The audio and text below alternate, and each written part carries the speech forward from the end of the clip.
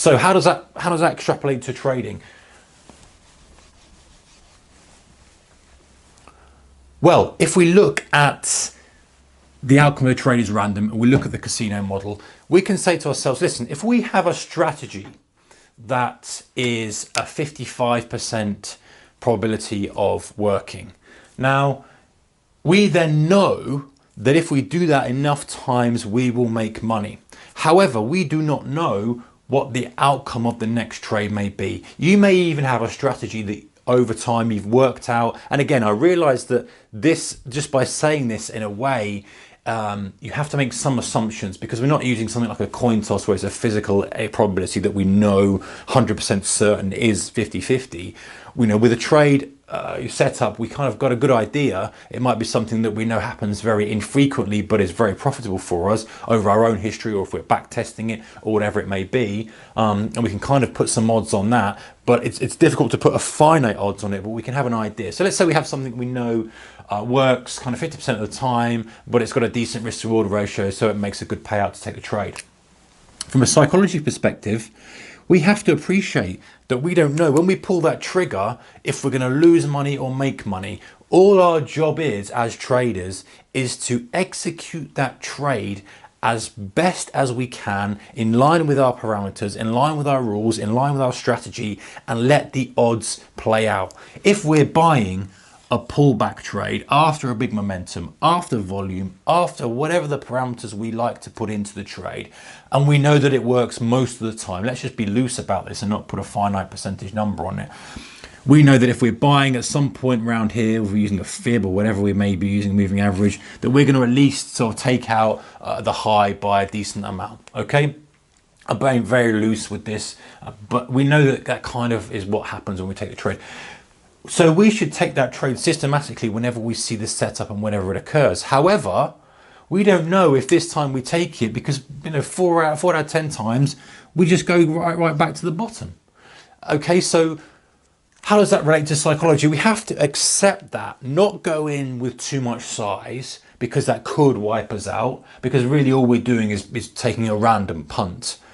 If we're going in too much size, we have to have the size that can stomach a multiple occurrence of that trade. So if we take it again and again and again and again and again and again and again, the net of that is going to be profitable for us. So accepting this and going into it and saying, listen, this looks like a good trade. I don't want to get too caught up in believing this is going to make me money, because if I tie that and anchor that money making to this trade, I'm not doing myself the service of being a professional trader or amateur trader, whatever trader you're at. But you ultimately, wherever you are in your career, you want to make money. But you're not doing yourself the credit of believing that you're acting like a casino and saying, listen, I have a strategy that works.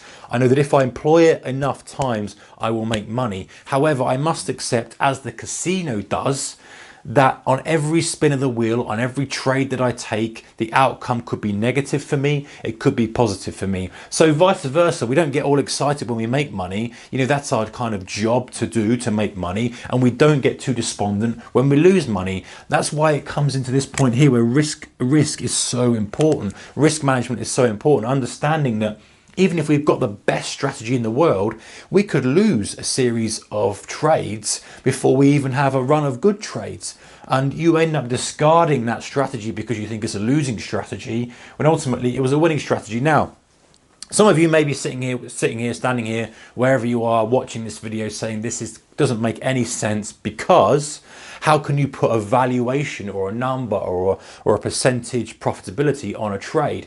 And I do agree with you. You cannot put a finite number on it and say this is definitely the odds of the trade working, because even if you've back tested it, even if you're a numbers guy or girl and you've gone back and you've done all the Excel and you've done all the programming or whatever it may be, and you've come up with a number that it works X% of the time, that still does not mean that's gonna be exactly the same in the future, unlike a casino wheel, unlike a blackjack table, unlike a coin toss. However, it does give you a guide, and as traders we're always adapting, we're always getting new strategies, but if something works for you, you know yourself that a strategy you may have works more often than not. You may not have a figure on it, but you know it works more often than not. That's all you need to know. You don't have to be too detailed with the number. The point is, it works more often than not. It still doesn't work from time to time.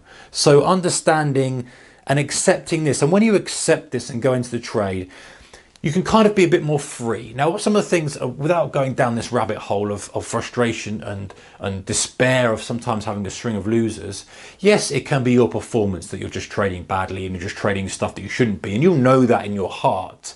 But there's also a time you're trading well and you're gonna have a string of losers. You traded the best you can, you've traded the best setups you can.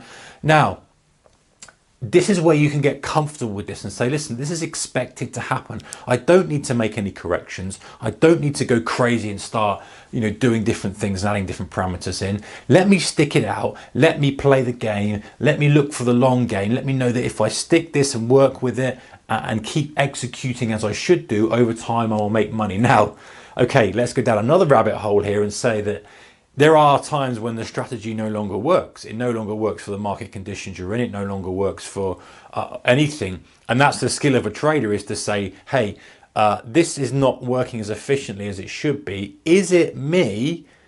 Is it the strategy? Or is it just the numbers not playing out? Now, there are loads of strategies out there, profitable strategies out there. You can find them. They're the easiest thing in the world to find. Plenty of profitable strategies out there. You probably have some of your own. There are some you can find on the internet. Give you some in these videos, future videos, previous videos. I know they're profitable. They've worked for me. They've made money for me. They've made money for others. But the skill of a trader is knowing when to employ them, when to put them into action, when to adjust them, when to step them back, and when to know that they are still working, but they're just not working for this time or this sequence of events or this sequence of spinning the wheels, if we use the analogy of a casino. So accept each trade is random. Don't worry about it. Dial down your risk to suit that and understand that, and that will be a far more comfortable position to be trading from.